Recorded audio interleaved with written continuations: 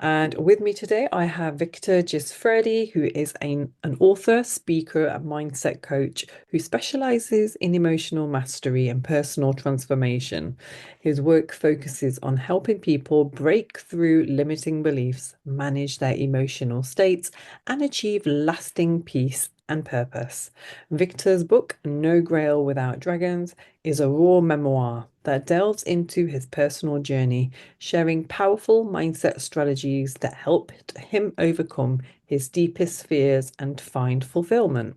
He's passionate about guiding others to use their emotions and mindset as tools for achieving success and creating meaningful change in their lives. So, welcome to the show, Victor. Great to have Oh, you. hi, Annie. Thank you so much for having me. An absolute honor. So, Victor, it would be great for you to share a bit about your own journey and maybe if you can start with, your childhood and, what led you to becoming an author. Thank you. Yes. Well, I usually don't like to talk about myself much, but uh, I was born in Argentina in a small town called Mendoza, which is well known for its Malbec wine, Mhm. and had quite an adventure around the world. I've lived in over 50 places in South America and the United States, and I now live in Pennsylvania, United States. And I became an author because after I faced a couple of challenging situations in my life, most notably overcoming childhood trauma, which is something that I'm sure you're very acquainted with, but also going through two divorces by an early age. I got a second divorce by the time I turned 35. I became a single dad of my two kids full time. And at the same time, I got let go from my job. So I was sort of hit in a couple of different ways by things that most people don't even want to face once, and I got hit by all of them at once. So what happened is that I began to slowly realize that all of my failures in life had been due to ignorance and due to not working on myself or understanding myself better, my patterns, my conditioning from different experiences of life, and I kept making this unconscious mistakes that always led to the results that I didn't want to face. Mm. So once I became a full-time dad and those hidden parts of myself started coming out, I delved obsessively into different areas of psychology to understand myself, understand uh, what drives my actions, my results, and that led me to trying to put it in my first book. So at least I have a little bit of knowledge sharing with my children and with other people who are wrestling with the same issues. Amazing. Thank you so much. Yeah. And so can you explain what you mean by mindset alchemy and how it can help people transform their lives? Yeah, that's an interesting term because it depends on which angle you look at alchemy. Alchemy is usually the transformation of one thing into another. The most commonly known is chemical components, right? How to transform lead into gold. But when it comes to mindset alchemy or emotional alchemy, it's a process of understanding our thought strategies or thought patterns, right? Why do we react to certain things in a specific way? And what it is that we need to observe or change so we can obtain a different result. For example, if you are a victim of abuse or traumatic events as a kid, and then as you become an adult, your responses to certain events sometimes are exaggerated or sometimes might be harmful to the outcomes that you're trying to achieve. And mindset alchemy plays a big role in understanding why you interpret events in a certain way, what it is that you think, how your thoughts lead to certain emotional states that then trigger actions, and how your actions lead to your results. Oh, interesting. Thank you so much for sharing that. Yeah, very interesting. So, and you talk about emotional states influencing our behavior. Can you share a personal experience where mastering your emotional state made a significant difference in your life?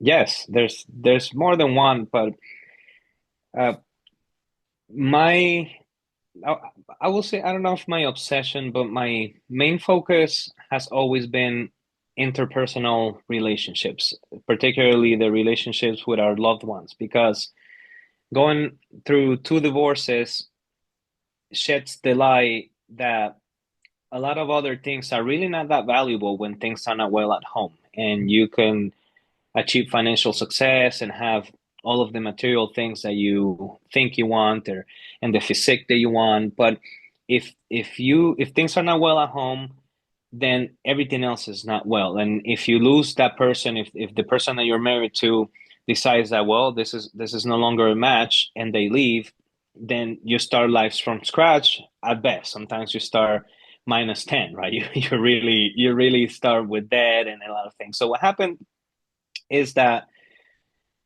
I came to understand how many of my reactions led to the results that I didn't want. For example, anger. Anger. I used anger as a form of self-defense. So it's a defense mechanism that helped me avoid certain circumstances that I wanted to avoid, such as abuse or being pressured into doing things. And they all stem from childhood, but that translated poorly into my relationships. If my partner said something that didn't sit well with me, then that will trigger a certain emotional state within me, be it anxiety or anger or frustration. And without second thought, I will resort to an automatic reaction. For example, I used to think that my first partner was nagged me a lot. She was always nagging, and I felt that I couldn't do good enough. So every time that she pointed out something that could be done better, it's immediately I felt that rush of anxiety, and I felt that I wasn't good enough, and that led to conflict. It led to me either becoming defensive and defending myself, or even pointing something out in her that I didn't like so I could feel better about myself. Mm, And that just snowballed into an emotional argument snowballed because she didn't feel heard. I felt attacked, and the more that I defended myself, she became more frustrated, and so on. And we fed off each other's negative emotions. But when I realized that I had control over how I interpreted things, and then that what I thought will lead to a different emotional state, that's when I found some freedom. And instead of thinking she was nagging, I could now change that inner dialogue and say, well, she's not nagging, she's telling me something that I really need to hear. mm, And that's what a partner is for, after all, right? It's like going to the gym. mm. So that's one simple example of how transmuting our thought processes or strategies can lead to us feeling in a different way, and then giving ourselves a chance to act in a different way to get different results. Interesting. Yeah. So it's all about changing the way that we see the world. But that must be quite tricky for majority of the people if they're not on this journey of self-development and growth. So I always believe that that it is like having that growth mindset and fixed mindset. Those are the two kind of states that really differentiates people. I agree. Mm, yeah.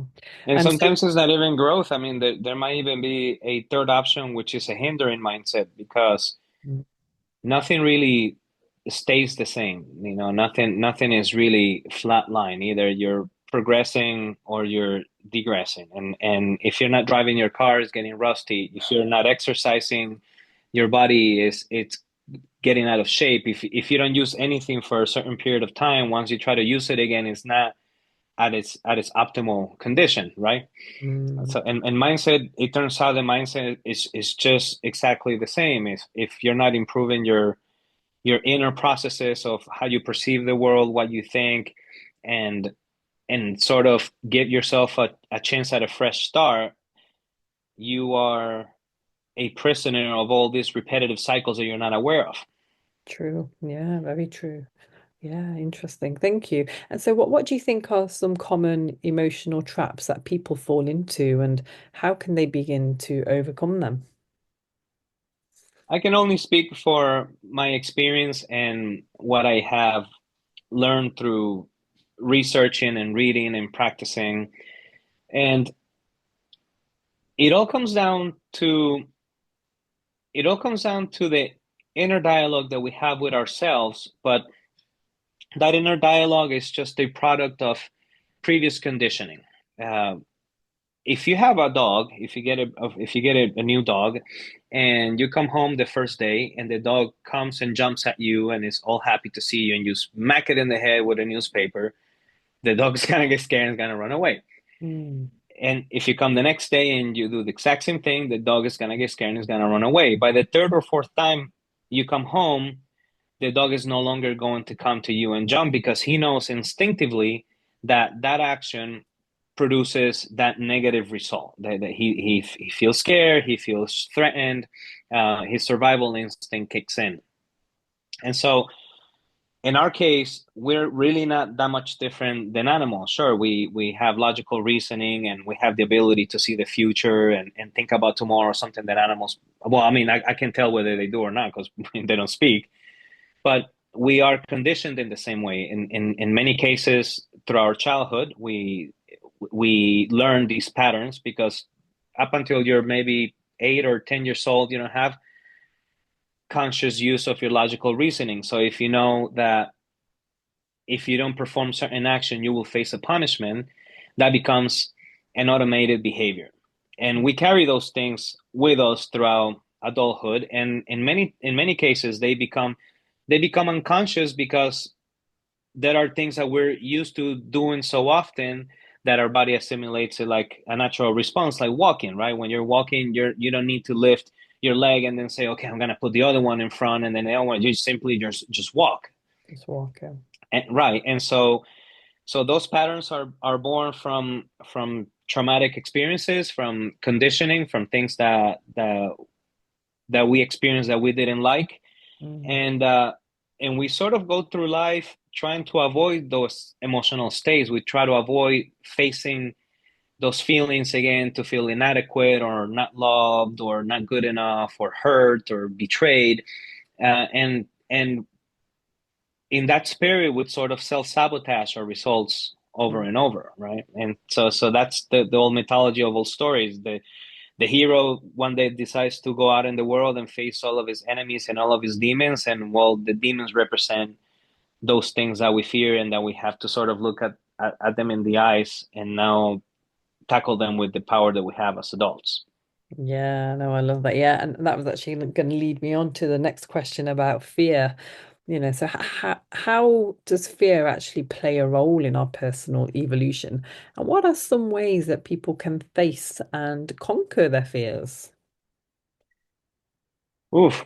Um, well, according to evolutionary theorists and psychologists, matter of fact, I'm reading a book about it's Conrad Lorenz. He's an old author. He's no longer alive, but he studies animal and the patterns of animals and their instinctive reactions. And so fear, it's a double-edged sword, because on one hand, if we didn't have fear, uh, we will hurt ourselves a lot more often, right? The fear is that instinct that helps us prevail over deadly situations. If you're walking on a bridge and you get too close to the edge, your fear and your survival systems kick in, and Mm. something beyond yourself almost prevents you from going too close to that edge, right? If you didn't have that, our curiosity will lead us to our own demise. But on the other hand, when it comes to the fear of emotions or emotional states, or specific situations that we want to avoid, those are usually hindering fears, because they detriment our evolution, at least personally. Um, and that's something that I've seen repeated over and over, and I've seen it in myself, because I've had a couple of different journeys throughout life. I've raced motocross professionally. I've been a musician. I've had jobs, and now I'm an author, or a writer, or whatever. And if I listen to all of my fears, I'm not good enough, or what if people make fun of me, of what, excuse me, what if somebody nitpicks my book and humiliates me, or whatever, then I would have never taken those steps. And the truth is that we all face our fears every day, Mm. right? I mean, if you're thinking about crossing the street, you have the real fear that you can get hit by a car or a lightning can strike you, or but you push it aside and be like, okay, I just move on and go on with my life. Exactly. Um, and so a way to look at fear is really going back to understanding yourself a little bit better, to understand what it is that you fear to begin with, to understand what drives you, but most importantly, to use fear to your advantage. Mm. Because just like we were conditioned in the past by other people, by the environment, by bosses, by school, by our parents, we also have the power to recondition ourselves. Mm. And in that spirit, you can use fear not as the thing that is blocking you from hitting your goals, but the force that is pushing you. Because instead of fearing facing some things that you might find uncomfortable, that you might not know how to deal with, you can also fear all of the negative things you will experience if you don't take that step. And True. sometimes those are much bigger reasons than to actually not face that thing that you so fear. Very true. Yeah, yeah, absolutely. So it's, it's all about feeling the fear and doing it anyway. Yeah. Yeah, to certainly, yeah. That book, I read that book. It's also a double-edged sword, but it's true. It's true in many cases. That is, if you're if you're thinking about robbing a bank and you feel the fear of getting caught, well, you might want to reconsider things. But uh, but if it's about like asking for a raise or asking someone out or writing a book or music or whatever, that's a different story. Go for it. Yeah, exactly. Amazing. Thank you. So you often mention using physiology to change emotions. Can you share some simple techniques that anyone can use to shift their emotional state instantly?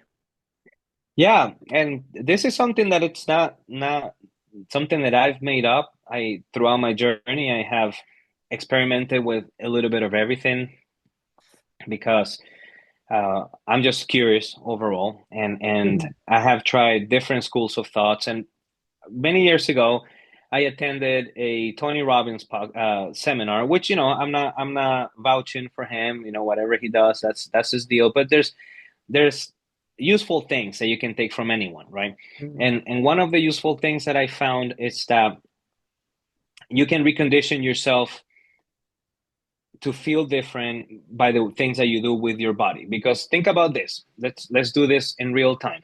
Uh, so now just think about a moment when you were really sad, right? And really sad. And then how do you sit when you're really sad? Hunched Right. And how are your shoulders? Are they back or are they forward? forward. Yeah. And what are you usually looking when you're sad? Down. Down, right? And doesn't it feel like somebody's pushing your head down towards the ground the whole time, right? And so now, if you now let's keep role playing. So you're now, I'm sure, are you feeling sad in some way because you're embodying that? So slouch your shoulders Hmm. and then just sort of look down and that it incites that sort of emotional state. But now, if you pull your shoulders back and then you look up and then you smile, can you feel sad? No. It's sort of you sort of, and it's like a trick, right? You can. And so, for example, with anxiety, when people are anxious, they feel that almost electricity running through their body, and it's about to burst out of their chest. And the only difference between anxiety and excitement is a smile. So if you look up and you smile, your anxiety will turn into excitement. And so there are really a lot of different techniques to reprogram yourself, or to catch yourself when you're heading down that path of feeling the way that you don't want to. But first, you have to become aware of it, right? Like if you catch yourself getting sad and getting down because you heard something at your job, and all of a sudden you're like, oh no, maybe I'm gonna get fired, and my boss is gonna do this, and I'm gonna lose my house. Next thing you know, you're like this little ball curled in a corner, right? And you're a victim of life. But if Mm. you catch yourself there and be like, no, wait a minute, I got this. I'm okay, you know, and you lift your head up and you pull your shoulders back. Your body automatically knows what to do. It's sort of funny. It's like we're trained in those ways, and we've been training ourselves our whole lives. Mm, interesting. I Yes. don't know if you've watched movies or cartoons or you know, all the heroes have a particular move, right? They have this. Some do, I don't know, some sort of ninja move. Some do a fist in the air. Some have a sword and pull it out, Mm, and that's something that's called a power move. That's something that you can develop on your own. So and this is something that you only learn through a lot of years. But I'll share it with you. What you do is you inside in yourself the optimal state. So you close your eyes and you're like, okay, I want to remember a time when I really nailed my goals. And what did that feel like? You know, how did I feel? How did I think? And then on top of that, you stack it. Okay, what's another time that I nailed my goals? And what's another one? And what's another one? And you start building this positive energy in you. And then you link that to a move, right? So whatever your power move is, maybe you want to do like a punch in the air and be like, oh yeah, yeah, or you scream or whatever. mm, And so what will happen is when you train yourself or you condition yourself enough times, the next time that you're feeling sort of down or in the dumps or you're facing a difficult challenge, you can actually resort to that power move and that'll put you back into that mental state. And excellent. imagine if you're facing a challenge, if your boss is telling you, well, sorry, you know, you don't have a job anymore, you can either go down your old road or you can just do that power move and be like, hey, fine, you know, I got this. I'm gonna figure it out. Yeah, exactly. Yeah. Next. Right, and that's really the difference. I mean, what's the difference between people who have achieved a lot and the people who don't are really just how they respond to these challenges. Very true. Yeah, very true. And so what advice do you actually have for people who may feel stuck in negative emotional cycles right now? How can they actually begin to break free? Well, I can't give advice, um but something that proved very useful to me is to start small, to start with with the first thing that you can fix within your life, right? You can make a list and say, well, I'm stuck in this rut. My days are bland. I wake up, I don't want to do things, I don't want to go to work. Mm, My things are bad with my partner. So you start small. It's okay, what's the first thing that I can fix? Well, my relationship with my wife is not good. And that makes me feel mm, bad, fearful, whatever. Well, what's the first step that you can take towards improving that? And why is it that you fear it, right?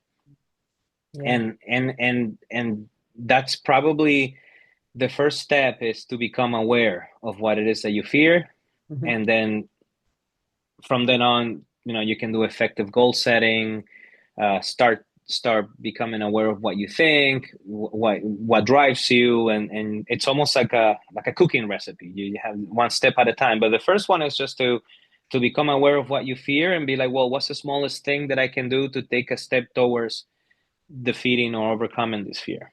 Excellent. Yeah. Okay, lovely. So it's acknowledgement and acceptance, first of all. Yes, I agree. Perfect. Thank you. And so, how do spiritual and emotional growth tie together in your personal journey? And how can others actually blend these two aspects into their own lives? It's that's it's almost like it's almost like trying to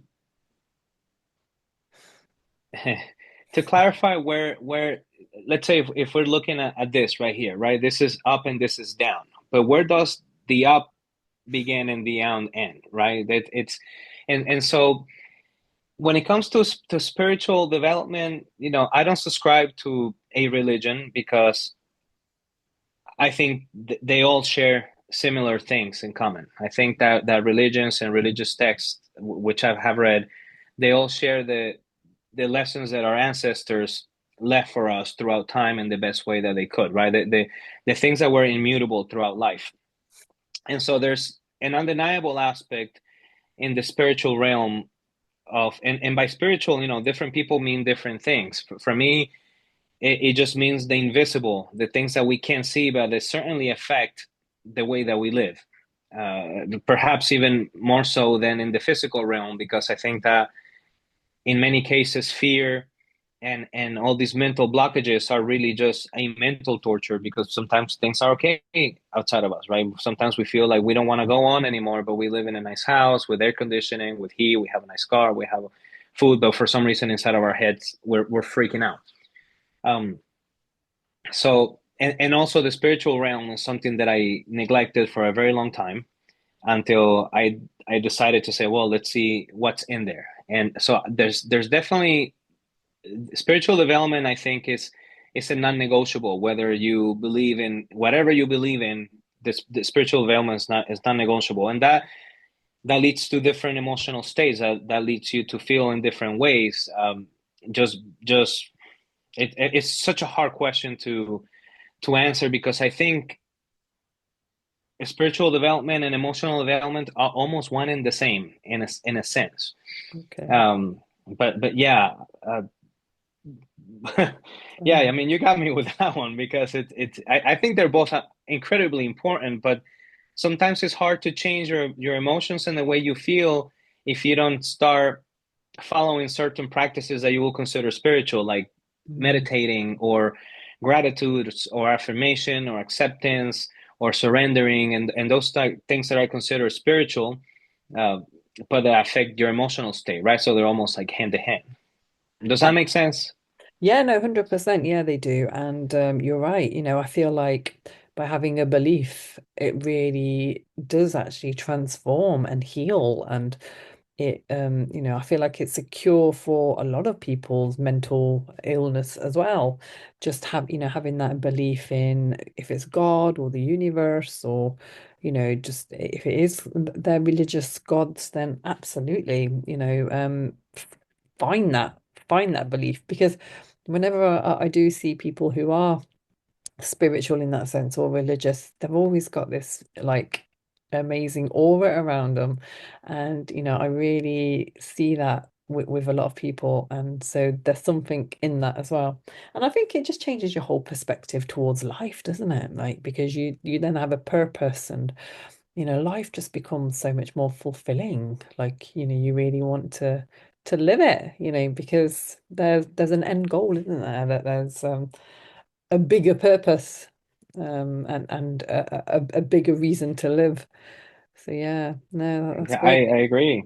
I completely agree. There's definitely a whole other realm of things that you don't necessarily need to subscribe to a particular dogma Mm, to know that they're true, mm, because you experience them every day. You don't there's no need to be a Christian or Muslim or whatever to know that the teachings in each one of those mm, textbooks and traditions are just true. They're just, and you can change the name of them at all. I mean, Jordan Peterson does a great job into translating the religious into the psychological, right? So in a sense, you could use psychological terms to describe all of these aspects of the psyche and the invisible things that we don't see, but most definitely have an impact mm, in our lives.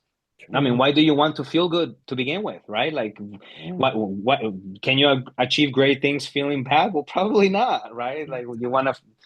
Mm, So I agree. I completely agree. And it's also something that you have to answer for yourself.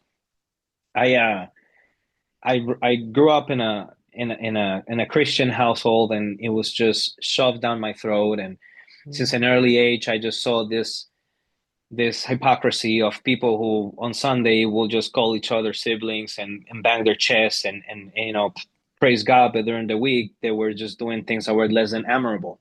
ah, And so you sort of see a dichotomy there, and that to me at mm, an early age sort of woke up the curiosity. It's like, well, this is not completely true, yeah. and eventually you come to your answer, right? If you search deep enough and Mm, wide and vary, you eventually come to an answer, and you're like, okay, now I get it, right? yeah. Now how can you, when people ask me, well, do you believe in God? If you ask me 10 years ago, I'd be like, no, because I thought that God was what other people had told me was that it was some dude up in the sky just throwing lightning at you if you're bad, and but if you're good, he promised you to live this eternal life of joy. But once in a while he has a little tantrum and fucks up your life a little bit. You know what I'm saying? But then when you when you really truly understand what people meant by God, like by the idea of the word, what the actual that word represents, then Mm, you're like, well, how can you not believe in God? mm. Right? It's a whole different thing. But that's something I think that most people have to come to a conclusion of their own. You can't tell people what to believe. Only they have to find it themselves. Yeah, absolutely. Yeah, we can't force anything upon anybody. So no, Have you thank tried? Have you ever tried doing it? It doesn't work. you. Not at all. No. Oh, and yeah, actually, yeah. Because you just mentioned that, what does God mean to you then? You know, it means everything. It's Mm, just God is a word that represents the unknown to mm, begin with. It represents an idea.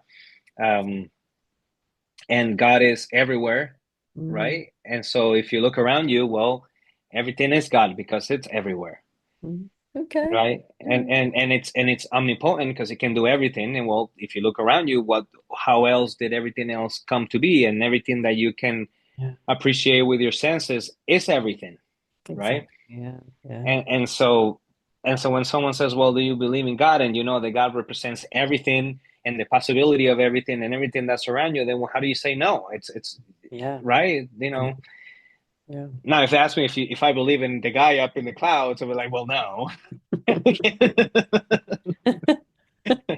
Silly. Exactly. Oh, lovely. Yeah. So, what are some steps that people can take today to start mastering their emotional states? Ooh.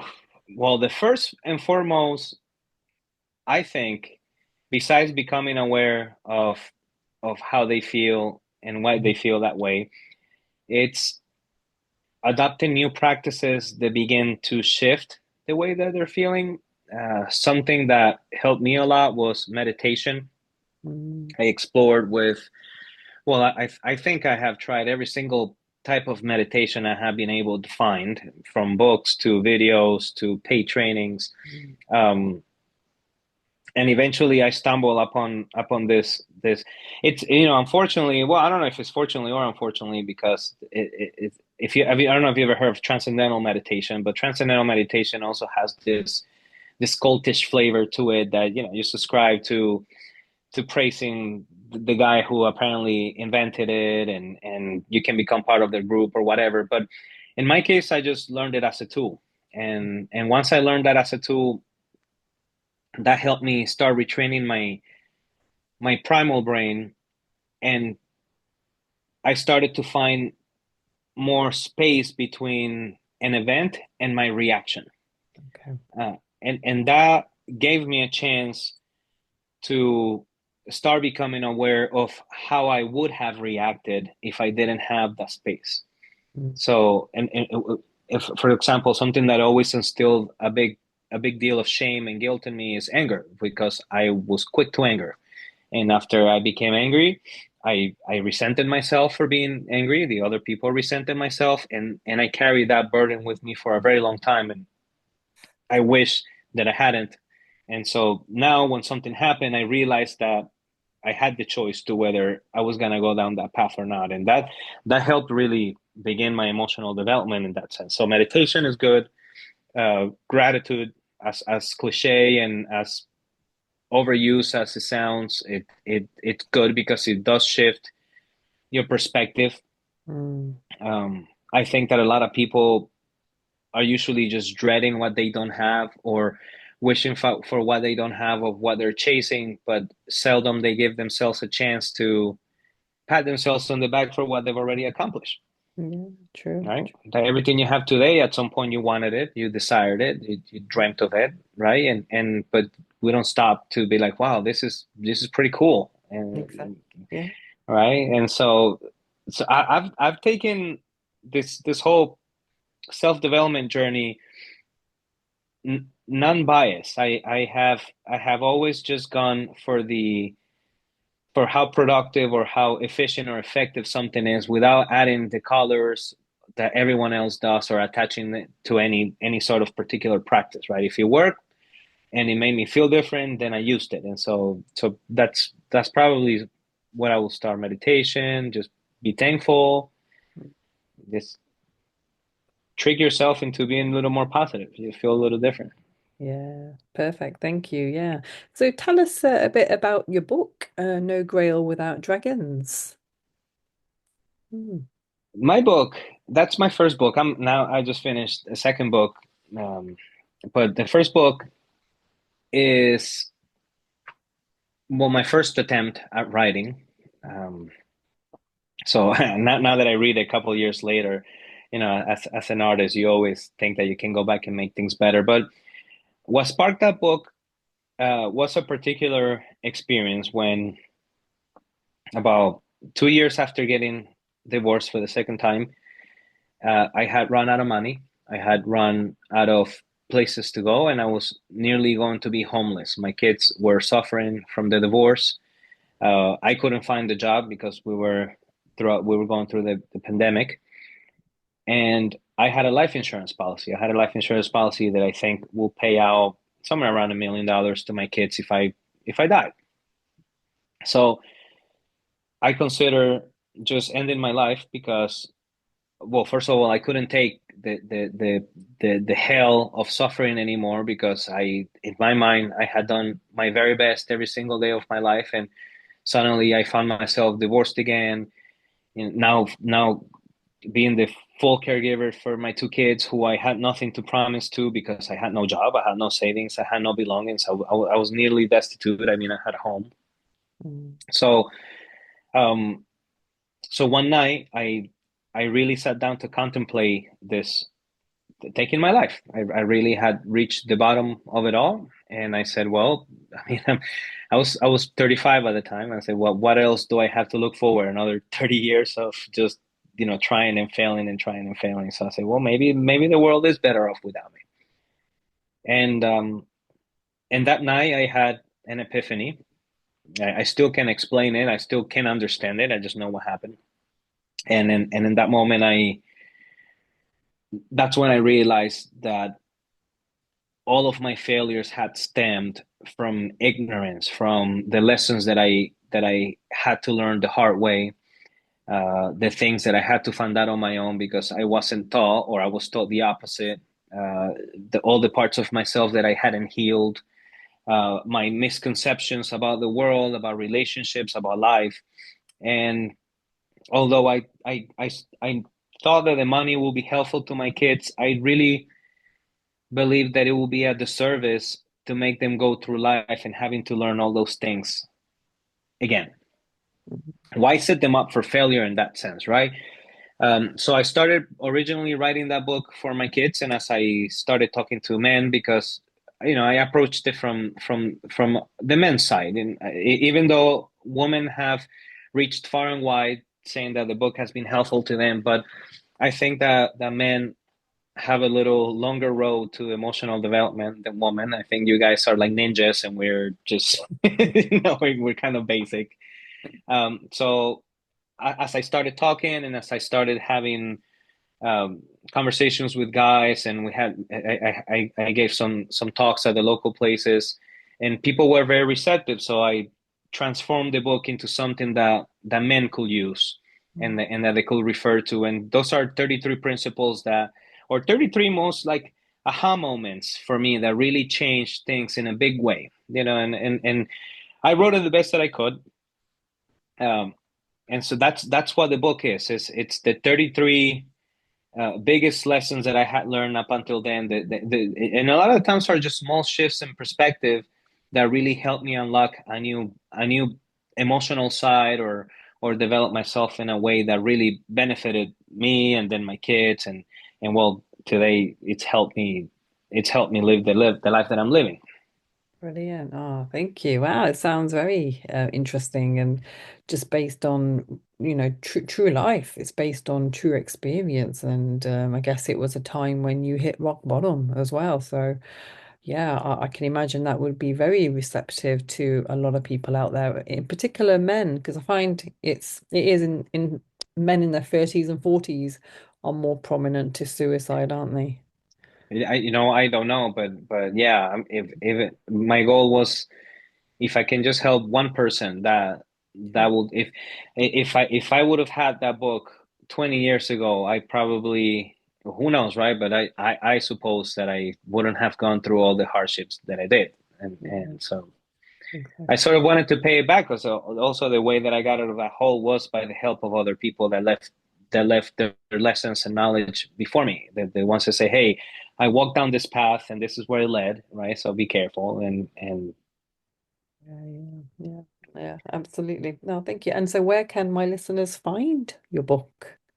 they can find it on my website, which is victorgiusfredi.com. There's an instant download option at a discounted price, Yeah. and uh, they can find it at booksellers. I'm not sure outside of the US where, but in the US they can find it in pretty much any bookseller or Amazon. Amazon Mm. uh, Okay. stocks them, and they're print on demand. So there's a paperback version and a hardcover. I'm not sure if the hardcover is still live, but there's definitely Okay. a paperback version and a Kindle version. Yeah, perfect. Thank you. Yeah. And so where can my listeners find you? My website, victorgiusfredi.com. Yeah. Okay. Brilliant. Yeah. Yes. Excellent. Yeah. Thank you. And yeah, I can add the links onto this episode. And are you on socials?